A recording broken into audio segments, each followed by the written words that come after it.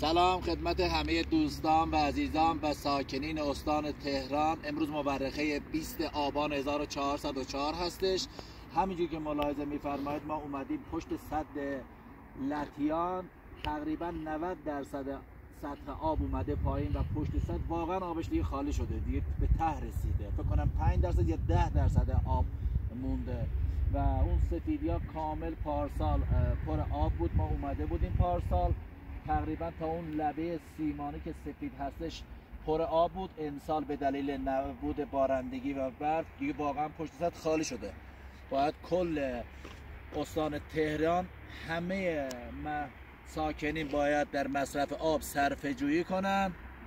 اگه صرفه جویی نکنن فکر کنم همین آب 1-2 ماه جوابگوی ساکن تهران هستش. این جلوها رو هم بگید دیگه کامل واقعا خالی شده، به ته رسیده. اونجا رو هم بگیر گرفتی؟